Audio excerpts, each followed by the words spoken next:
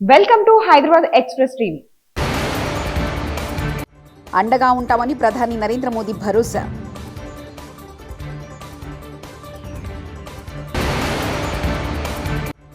రైతు రుణమాఫీ రెండో విడత నిధులు విడుదల సీఎం రేవంత్ రెడ్డి.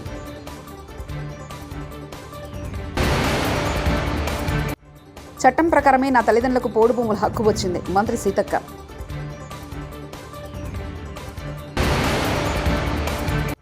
రాబోయే 100 రోజుల్లో 1.25 లక్షల ఇళ్ల నిర్మాణం పూర్తి చేస్తాం మంత్రి పార్థ సరదే.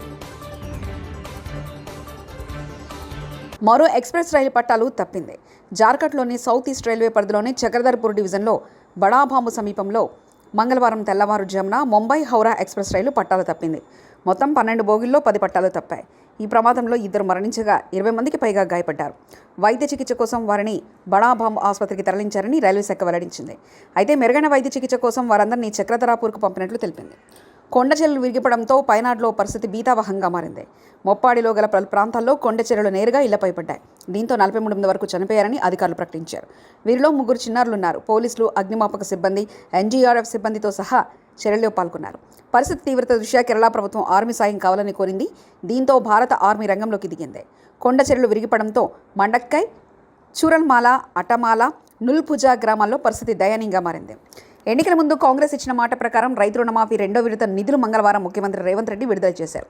1,00,000 నుంచి 1,50,000 వరకు రుణమాఫీ కోసం 6,191 కోట్ల నిధులు విడుదల చేశారు. రెండో విడతలో భాగంగా అసెంబ్లీలో సీఎం ప్రారంభించారు. వేదికపై 17 మంది రైతులకు సీఎం చేతుల మీదుగా చెక్కులు పంపిణీ చేశారు. ఈ సందర్భంగా ముఖ్యమంత్రి రేవంత్ రెడ్డి మాట్లాడుతూ, ఇవాళ తెలంగాణ రైతులందరి ఇళ్లలో పండుగ రోజని రైతు రుణమాఫీ చేయడంతో తమ జన్మ ధన్యమైందని అన్నారు. 2 విడతలుగా కలిసి 10 సంవత్సరాలు 120 నెలలు కలిపితే కూడా 25,000 కోట్ల రూపాయలు గత ప్రభుత్వం చెల్లించలేకపోయింది.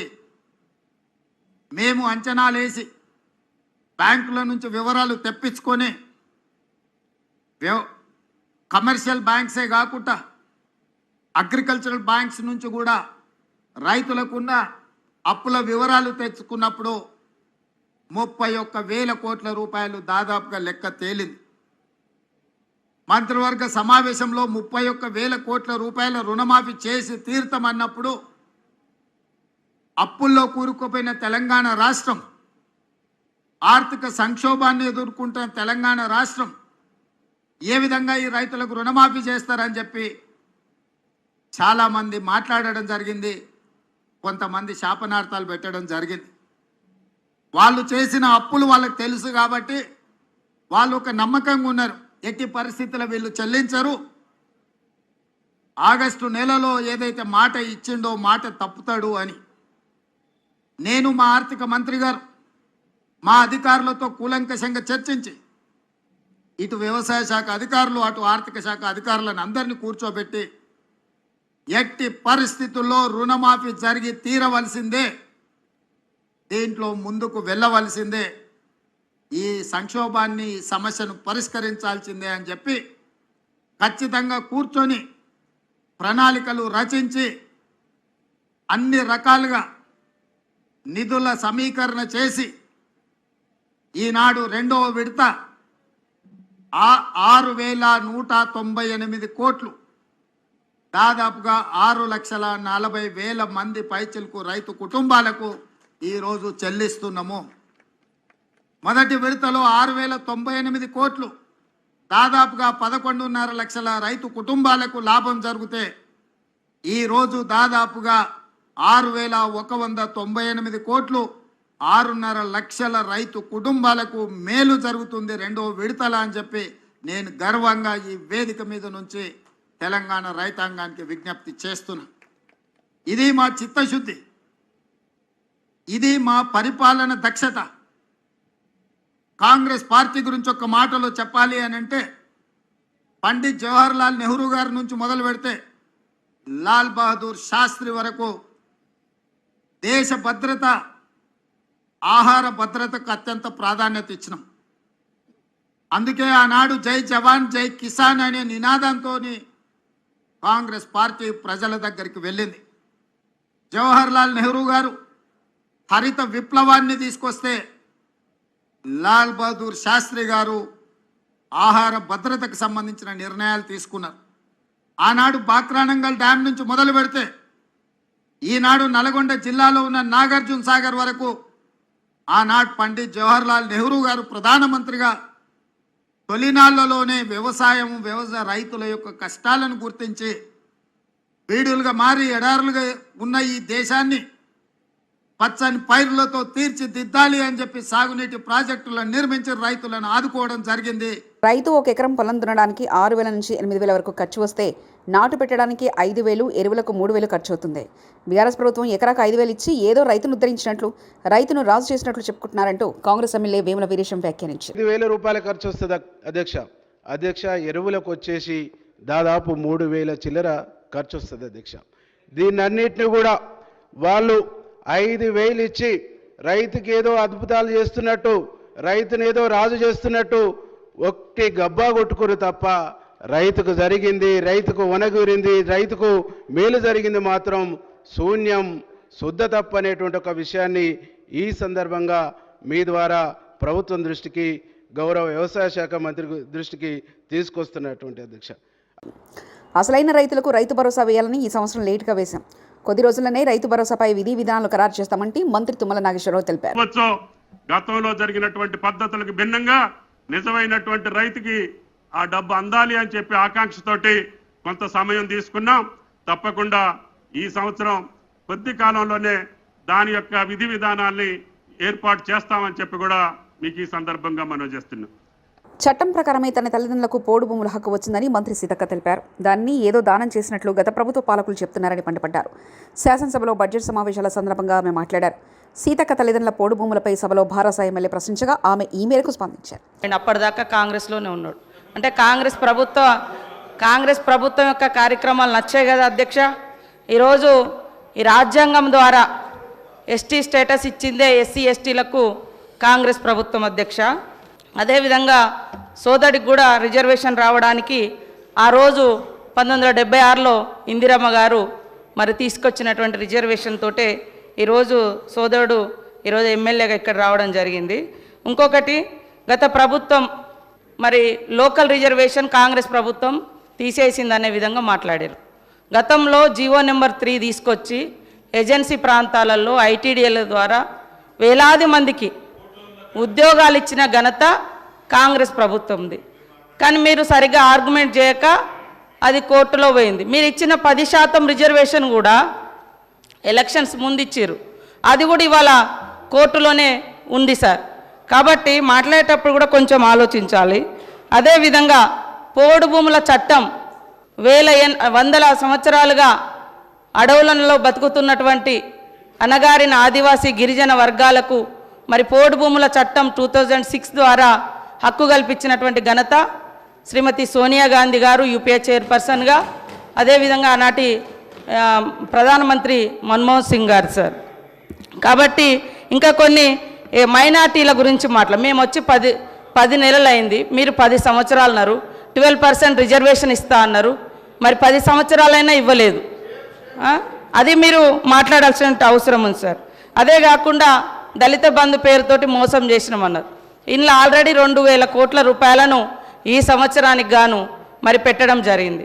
కాబట్టి మేము ప్రవేశపెట్టినటువంటి బడ్జెట్ను కూడా చూసుకొని మాట్లాడితే బాగుంటుంది. అంటే ఓకే అన్న, నేనేం అనడం లేదు, కానీ మేము పెట్టినాం కదా, పెట్టిన వాటిని కూడా మీరు పెట్టలేదు, చేయలేదు అని కాకుండా మంచిని మంచి అనుండ్రి, చెడుని చెడు అనుండ్రి, పాలకు పాలు నీళ్ళకు నీళ్ళు, అంతేగాని అన్నీ ఏం లేదు అంటే మరి అది కూడా కరెక్ట్ కాదు. కాబట్టి మా సోదరుడు కరెక్ట్గా ఆదిలాబాద్ జిల్లాలోనే గత 10 సంవత్సరాలలో మీరు ఎన్ని వేల మంది గిరిజన నిరుద్యోగ యువకులకు ఉద్యోగాలు ఇచ్చిరో చెప్పండి, ఎంతమందికి ఎస్సీ ఎస్టీలకు ఇండ్లు ఇచ్చిరో చెప్పండి, ఎన్ని వేల మందికి నీటి వసతి కల్పించిరో వ్యవసాయానికి చెప్పండి.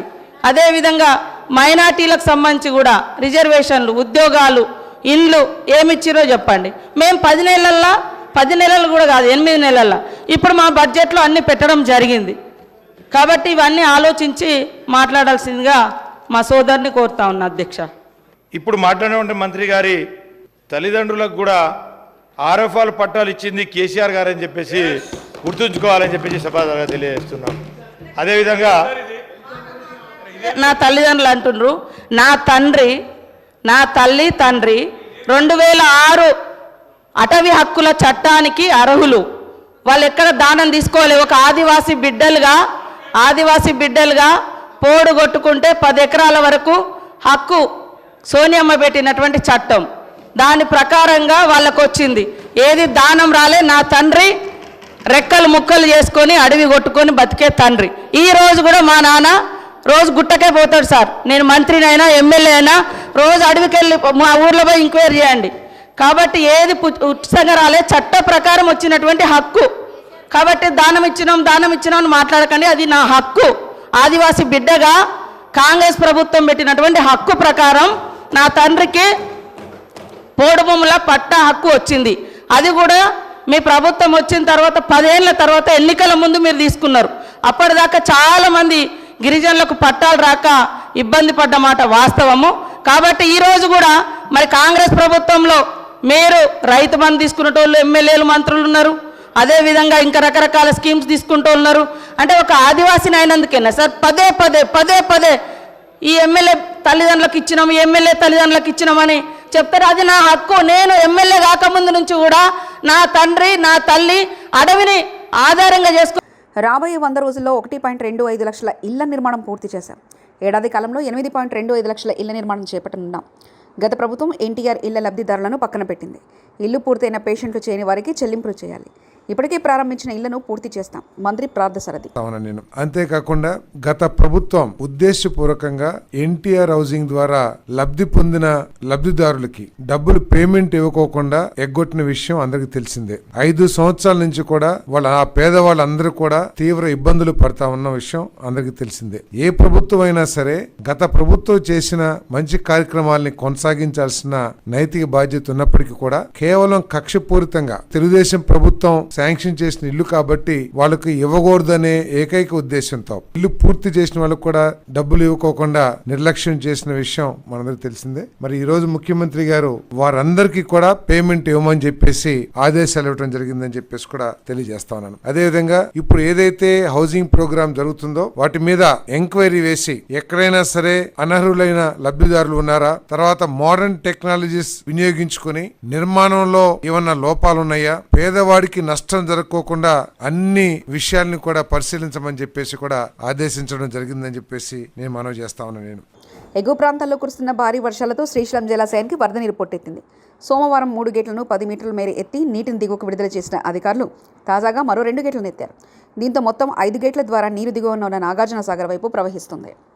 మరోవైపు ఈ సుందర దృశ్యాన్ని వీక్షించేందుకు పెద్ద సంఖ్యలో సందర్శకులు వస్తున్నారు.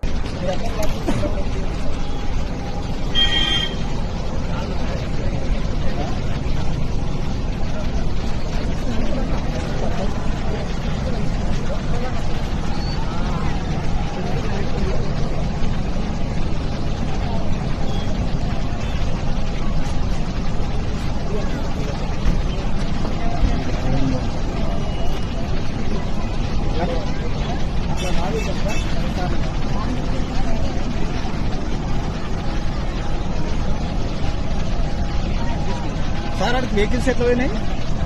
ఏ వెహికల్స్ ఈ రోడ్ ఇట్లా కింద రోడ్ అలా వెళ్ళిపోతారు అక్కడ. ఉప ముఖ్యమంత్రి పవన్ కళ్యాణ్ గారితో యుఎస్ కాన్సల్ జనరల్ భేటీ.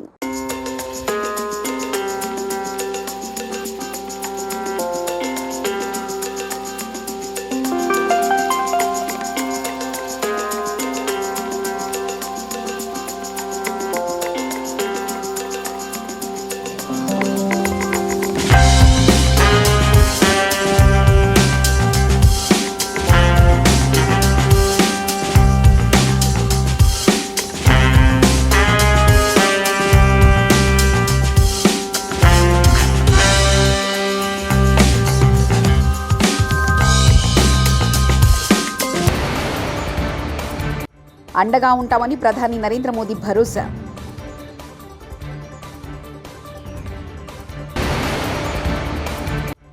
రైతు రుణమాఫీ 2వ విడత నిధులు విడుదల సీఎం రేవంత్ రెడ్డి.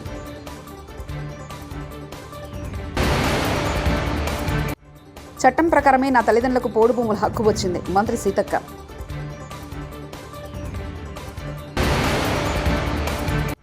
రాబోయే 100 రోజుల్లో 1.25 లక్షల ఇళ్ల నిర్మాణం పూర్తి చేస్తాం. మంత్రి పార్థ సరదే.